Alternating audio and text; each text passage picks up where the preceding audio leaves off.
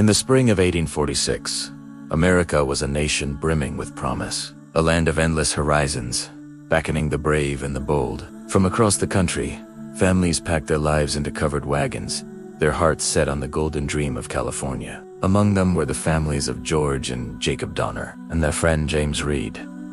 They were wealthy, respected, and leading a large group of pioneers on what they believed would be the journey of a lifetime. Little did they know, it would become one of the most horrifying chapters in American history. Their journey began like so many others, following the well-trodden Oregon Trail. But along the way, they heard whispers of a new route, a shortcut promoted by a man named Lansford Hastings. It was called the Hastings Cutoff, and it promised to shave hundreds of miles off their treacherous journey. It sounded too good to be true.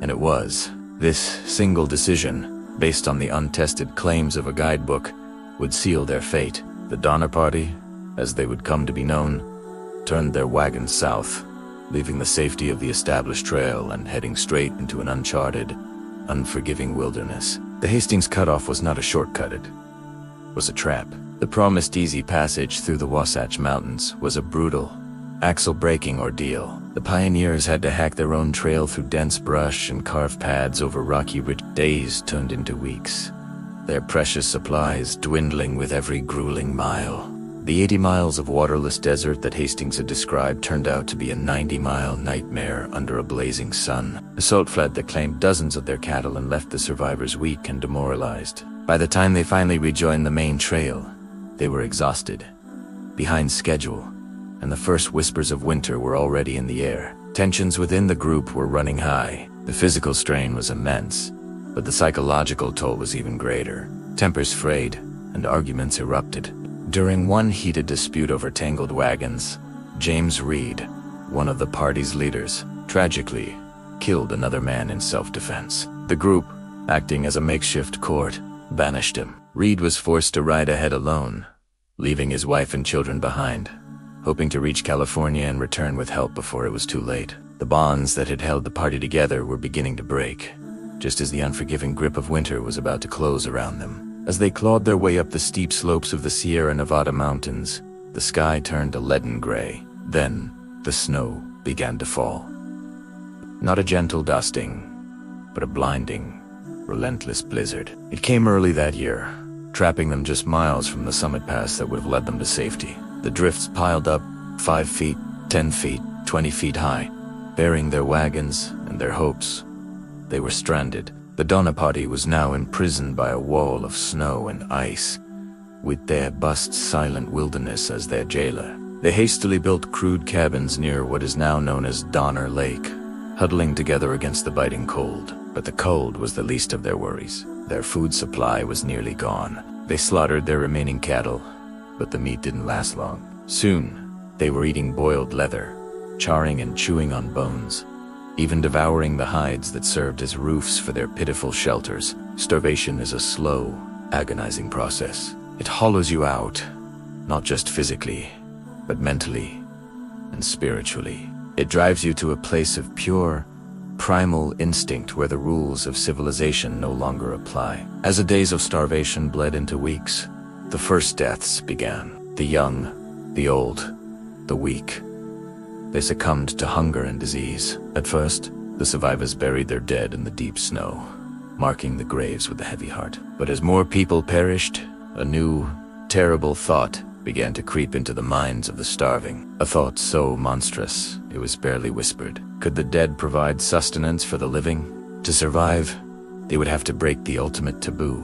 The decision was not made lightly. It was born of absolute desperation. The survivors, gaunt and skeletal, began to consume the bodies of their fallen companions. There was no ceremony, no ritual, just the grim, methodical work of staying alive. Can you imagine the psychological horror? To look at a friend or a family member and see not a person you loved, but a source of food. This was the reality for the Donner Party. They were caught in a nightmare from which there was no waking, forced to make a choice that would haunt them and the nation forever. While the main group languished at the lake, a small, desperate band decided to try and walk out of the mountains to get help.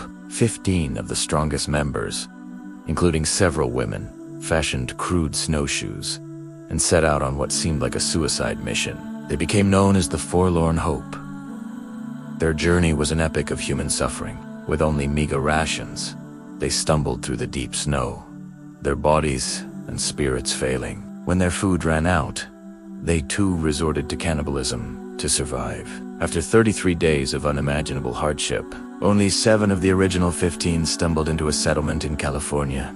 More ghosts than men. Their story of horror finally reaching the outside world. The news sparked a massive rescue effort. Brave men from California settlements formed relief parties and battled their way back into the snow-choked mountains. The scenes that greeted them were straight from a nightmare. At the Donner Lake camps, they found the survivors emaciated, living in filth and squalor, surrounded by the dismembered remains of the dead. One rescuer described the scene as too shocking to relate. They found children who had been left alone for weeks, surviving next to the bodies of their parents. The rescuers could only take a handful of people at a time, forcing them to make excruciating choices about who to save and who to leave behind, promising to return. For relief parties in total would make the perilous journey to the camps. Each trip was a race against time and the elements. The final rescuer, who arrived in April 1847, found only one person left alive, Louis Keseberg, surrounded by the gruesome evidence of his survival. Keseberg's story would become one of the most controversial aspects of the tragedy, with accusations of murder and theft following him for the rest of his life. Of the 87 members of the Donner Party who were trapped in the Sierra Nevada, only 48 survived. The rest perished from starvation, illness, or exposure. Their journey for a better life ending in a frozen, snow-covered hell. The story of the Donner Party sent shockwaves across America. It was a grim and horrifying counter-narrative to the romantic idea of manifest destiny and the heroic pioneer. It revealed the brutal reality and the profound dangers of westward expansion. It showed that the wilderness was not just a beautiful landscape to be conquered, but a powerful, indifferent force that could break even the strongest of wills. The tragedy served as a stark warning to future emigrants, reinforcing the importance of proper planning, timing, and sticking to proven routes. In the years that followed, the survivors tried to rebuild their lives, but they could never escape the shadow of what happened in the mountains. They were forever marked by the ordeal, both physically and psychologically. The story became a dark legend, a piece of American folklore whispered around campfires, often sensationalized and distorted.